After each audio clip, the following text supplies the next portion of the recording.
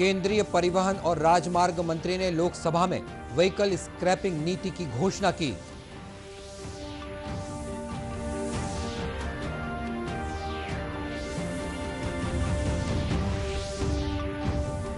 देश भर में टीकाकरण युद्ध स्तर पर जारी। अब तक 3 करोड़ 71 लाख से अधिक लोगों को कोरोना के टीके लगाए गए।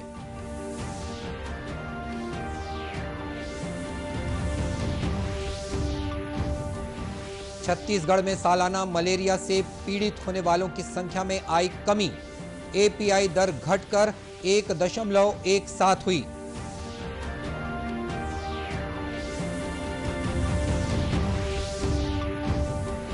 और राजधानी रायपुर में छत्तीसगढ़ साहित्य महोत्सव और किताब मेला साहित्य प्रेमियों के लिए बना आकर्षण का केंद्र।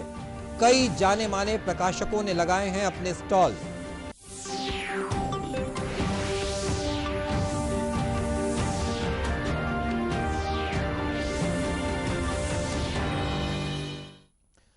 नमस्कार, आप देख रहे हैं दूरदर्शन समाचार। मैं हूं मनीष अहलूवालिया और अब समाचार विस्तार से। केंद्रीय सड़क परिवहन और राजमार्ग मंत्री नितिन गडकरी ने आज लोकसभा में व्हीकल स्क्रैपिंग नीति की घोषणा की। इसका उद्देश्य प्रदूषण फैलाने और खराब गुणवत्ता वाले वाहनों को चरणबद्ध तरीके से इस्तेमाल से हटाने की व्यवस्था तैयार करना है। इस नीति पर सदन में बयान देते हुए श्री गडकरी ने कहा कि प्रदूषण फैलाने वाले वाहनों को कम करने से ऑटोमोबाइल क्षेत्र में बड़ा परिवर्तन आएगा। उन्होंने कहा कि इससे वाहनों की ईंधन खपत कम होगी, उद्योगों के लिए कम कीमत पर कच्चे माल की उपलब्धता बढ़ेगी और केंद्र तथा राज्य सरकार के जीएसटी में वृद्धि होगी।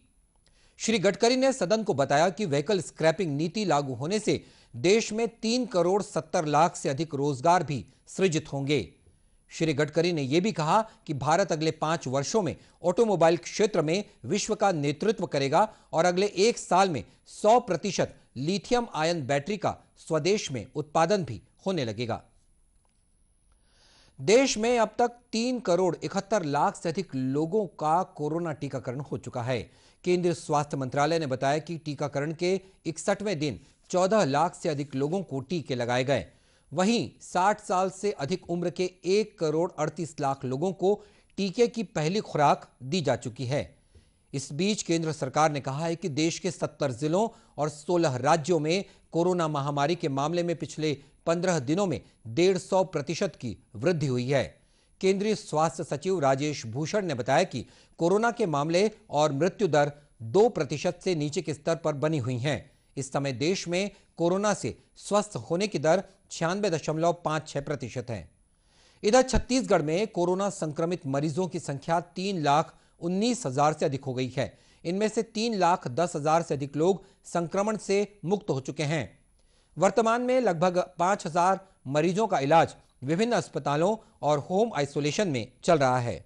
राज्य शासन के स्वास्थ्य विभाग ने लोगों से कोरोना के किसी भी तरह के लक्षण दिखने पर तत्काल कोरोना जांच कराने की अपील की है। स्वास्थ्य विभाग ने कहा है कि प्रदेश में अभी प्रतिदिन कोरोना मरीजों की संख्या में पुनः वृद्धि देखी जा रही है। नागरिकों द्वारा कोरोना संक्रमण की रोकथाम संबंधी नियमों का पालन भी नहीं किया जा रहा है, जिसकी वजह से संक्रमितों की संख्या बढ़ रही है। दुर्ग जिले में कोरोना के बढ़ते मामलों को देखते हुए जिला प्रशासन ने भिलाई के मैत्रीबाग सहित विभिन्न सार्वजनिक उद्यानों को आगामी आदेश तक बंद कर दिया है। कलेक्टर डॉक्टर सर्वेश्वर नरेंद्र भूरे ने बताया कि कोरोना के बढ़ते मामलों को देखते हुए इस तरह के एहतियाती कदम उठाए जा रहे हैं।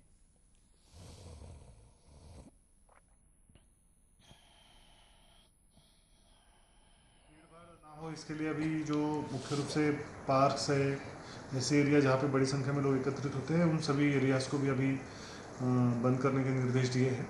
और आने वाले समय में आयुक्तों को अधिकृत किया है कि जो मुख्य रूप से जो ऐसी बस्तियाँ है, बसाइट है या मार्केट है जहाँ पे भीड़ भाड़ होती है, वहाँ पे हम लोग लोगों को दूर दूर रखने के लिए उपाय करें।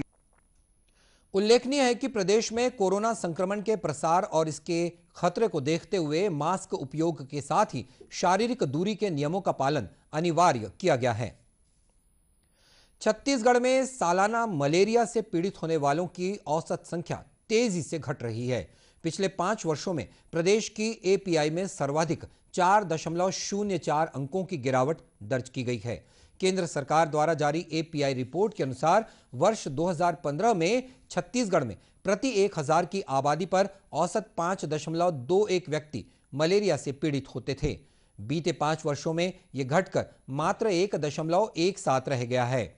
वर्ष 2005 में प्रदेश में प्रति 1000 की जनसंख्या में मलेरिया के मरीजों की औसत वार्षिक संख्या 8 थी। 2010 में 6.14 और 2015 में 5.21 थी। स्वास्थ्य विभाग के अधिकारियों का कहना है कि प्रदेश में मलेरिया मुक्त बस्तर अभियान और मलेरिया मुक्त छत्तीसगढ़ अभियान का व्यापक असर देखने को मिल रहा है।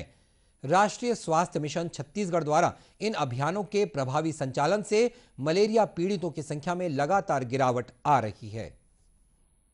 और खबरों का सिलसिला आगे भी जारी रहेगा। फिलहाल वक्त एक छोटे से ब्रेक का।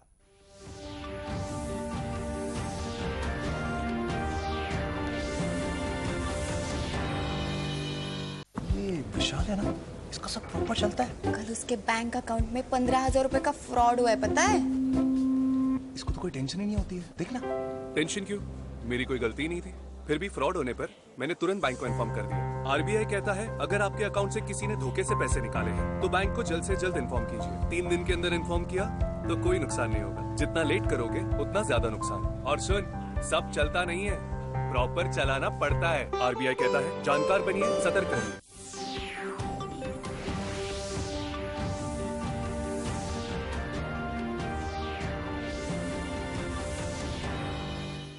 और ब्रेक के बाद एक बार फिर स्वागत है आपका दूरदर्शन समाचार में। राजधानी रायपुर के बलवीर सिंह जुनेजा इंडोर स्टेडियम में इन दिनों छत्तीसगढ़ साहित्य महोत्सव और 19वां राष्ट्रीय किताब मेले का आयोजन किया जा रहा है। 21 मार्च तक आयोजित इस साहित्य महोत्सव और किताब मेले में जाने माने प्रकाशक समूहों द्वारा किताबों के स्टॉल लगाए गए हैं। इस किताब मेले में साहित्य प्रेमी पहुंचकर अपने पसंदीदा लेखकों की किताबें और साहित्य खरीद रहे हैं। साहित्य में रुचि रखने वाले आगंतुक का कहना है कि किताब मेले में कई जाने माने साहित्यकारों की किताबें उपलब्ध हैं। साथ ही साहित्यकारों से भी रूबरू होने का मौका मिल रहा है, जो एक अच्छा प्रयास है। जो दिख रहा है उस हिसाब से सब बहुत ही अच्छी किताबें दिख रही हैं, अच्छे प्रकाशक की किताबें हैं और लेखकों की भी अच्छी किताबें हैं यहाँ। तो ऐसी उम्मीद तो है कि शायद बहुत अच्छी किताबें देखने को मिलेंगी। भारतवर्ष से अलग अलग स्टेट से लोग आए हैं और ऐसे से साहित्यकारों से यहाँ पर मिलवाया जा रहा है। उनके इतने अच्छे अच्छे उनके साहित्य के बारे में हमको नॉलेज हो रहा है। काफ़ी अच्छा प्रयास है। मुझे ऐसा लगता है कि ऐसा प्रयास होना चाहिए ताकि हमारा जो भविष्य, जो हमारे बच्चे हैं वो लोग किताबों से जुड़ें, क्योंकि किताबों से जुड़ना तो हमेशा फ़ायदेमंद होता है। कहीं ना कहीं हमें काफ़ी अच्छी जानकारियाँ मिलती हैं और हमें हमारा नॉलेज बढ़ता है। किताब मेले में केंद्रीय सूचना और प्रसारण मंत्रालय के अंतर्गत आने वाले प्रकाशन विभाग द्वारा भी किताबों का स्टॉल लगाया गया है। प्रकाशन विभाग के सहायक निदेशक अजीत सिंह मीणा ने बताया कि देश में आजादी का अमृत महोत्सव मनाया जा रहा है। इसको देखते हुए प्रकाशन विभाग द्वारा स्वतंत्रता संग्राम सेनानियों से जुड़ी किताबें रखी गई हैं। अमृत महोत्सव भी चल रहा है, तो हम लोग फ्रीडम स्ट्रगल, गांधी जी और अदर फ्रीडम फाइटर्स, जो लेसर नोन फ्रीडम फाइटर्स हैं, जो लोगों को ज़्यादा पता नहीं होता है, उनकी किताबें हम यहाँ लेकर आए हैं। अभी जैसे आप देखेंगे तो यहाँ पे गांधी जी और भगत सिंह हो गए और 1857 की हम लोग की जैसे ये बुक है। तो ज़्यादातर हमारे पास गांधी जी का है कलेक्शन यहाँ पर, और बिल्डर्स ऑफ मॉडर्न इंडिया करके हमारी एक सीरीज है जिसके अंदर फ्रीडम फाइटर्स के ऊपर बुक्स हैं। तो ये हम लोग अभी आज़ादी का अमृत महोत्सव के दौरान इसे थोड़ा सा प्रमोट कर रहे हैं यहाँ पे, और आशा है लोग यहाँ पे और भी खरीदने आएंगे और विज़िट करेंगे मेले को। वहीं इस किताब मेले में आए नेशनल बुक ट्रस्ट के सचिन कुमार ने बताया कि मेले में राष्ट्रपिता महात्मा गांधी सहित अन्य स्वतंत्रता संग्राम सेनानियों से संबंधित किताबें उपलब्ध हैं।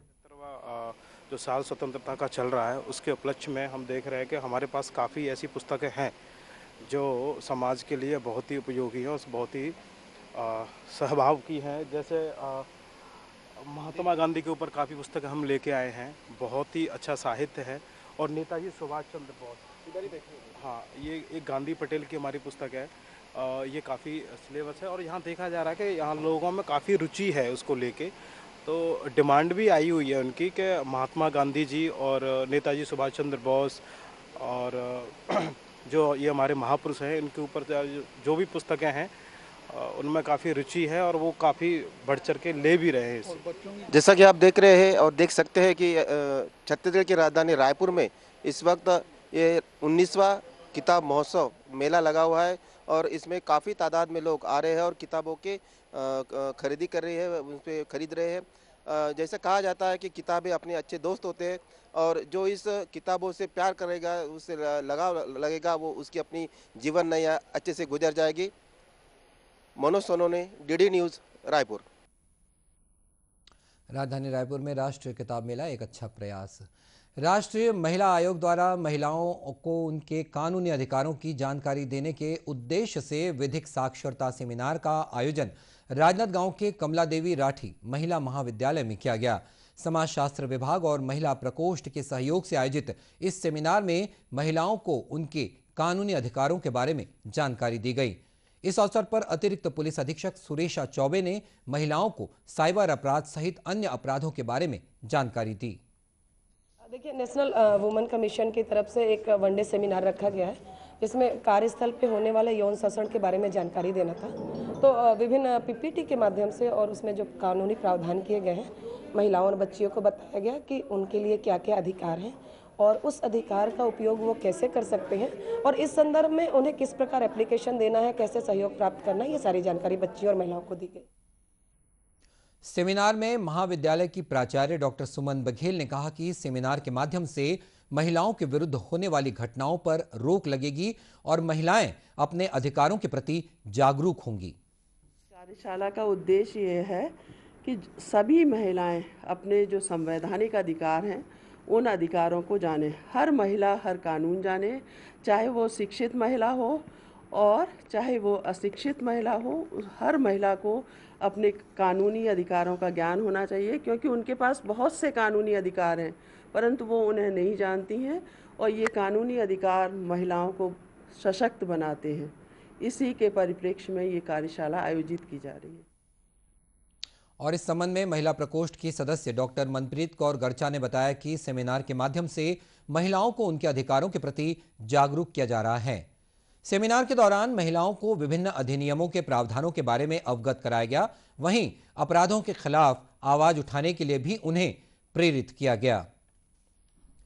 केंद्र सरकार द्वारा ग्रामीण महिलाओं को स्वावलंबी बनाने के उद्देश्य से शुरू की गई राष्ट्रीय ग्रामीण आजीविका मिशन ने छत्तीसगढ़ के हजारों गरीब और आर्थिक रूप से कमजोर महिलाओं की तकदीर और तस्वीर दोनों बदल कर रख दी हैं।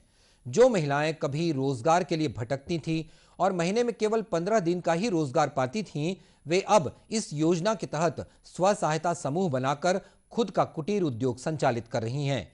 साथ ही अन्य महिलाओं के लिए प्रेरणा की मिसाल भी बनी है। महासमुंद विकासखंड में लगभग 1200 से अधिक महिला स्व सहायता समूहों से 13,000 से अधिक ग्रामीण महिलाएं जुड़ी हुई हैं। इनमें से 332 समूहों को 4 करोड़ 38 लाख रुपए से अधिक का ऋण भी विभिन्न बैंकों से दिया गया है। समूह की महिलाएं कुटीर उद्योग संचालित कर अपनी आजीविका चला रही हैं। इन महिलाओं का कहना है कि राष्ट्रीय ग्रामीण आजीविका मिशन के तहत प्रशिक्षण प्राप्त कर वे स्वयं का व्यवसाय कर रही हैं और इससे उन्हें आर्थिक लाभ हो रहा है। पहले प्रशिक्षण लिए कृषि विश्वविद्यालय से 25 फरवरी को लिए हैं हम लोग, ज़्यादा दिन नहीं हुआ है। और उसके बाद हम लोग वही लोग कृषि विश्वविद्यालय लोग के ही बोले कि हम लोग अरारोट पाउडर देंगे और आप बनाइए, अपना आर्थिक स्थिति सुधार कीजिए। तो हम लोग वहाँ से अभी 30 केजी ला चुके हैं पाउडर अरारोट का। और उसमें हम लोग हल्दी, इत्र, पालक भाजी, चुकंदर, लाल भाजी ये सब मिक्स करके अलग अलग रंग तैयार करते हैं और रंग तैयार करके उसको 100 रुपये किलो हिसाब से 10 ग्राम का बनाते हैं पैकेट 10 रुपए का। महासमुंद जनपद पंचायत के मुख्य कार्यपालन अधिकारी सुदर्शन बगड़ती ने बताया कि गरीब महिलाओं का समूह बनाकर उनकी आर्थिक स्थिति को मजबूत बनाने के साथ ही उन्हें स्वावलंबी बनाना ही राष्ट्रीय ग्रामीण आजीविका मिशन का मुख्य उद्देश्य है। उद्देश्य है कि जो गरीब महिलाएं हैं हमारे, उनका समूह बनाया जाए, उनको प्रशिक्षित किया जाए और उसका जो पंचसूत्र का पालन करने का हम लोग का प्रयास कराते हैं कि पंचसूत्र का पालन कराएं, उनका बैंक का खाता खुले और उनका आंतरिक लेन देन हो और जो भी व्यवसाय करना चाहते हैं वो अपने खुद के पैसे से और प्लस हम लोग जो उनको बैंक लिंकेज कराते हैं उनके पैसे से और उनको शासन की तरफ से और रिवॉल्विंग फंड कुछ बहुत सारे योजनाओं से पैसा मिलता है। तो ये सब पैसा मिला के उनको कुछ न कुछ अपना आजीविका चलाने के लिए प्रोत्साहित करते हैं। उल्लेखनीय है कि महासमुंद जिले में कुल 5000 महिला स्व सहायता समूह कार्य कर रहे हैं और इन समूहों से जुड़कर महिलाएं अपनी आर्थिक स्थिति को मजबूत कर रही हैं।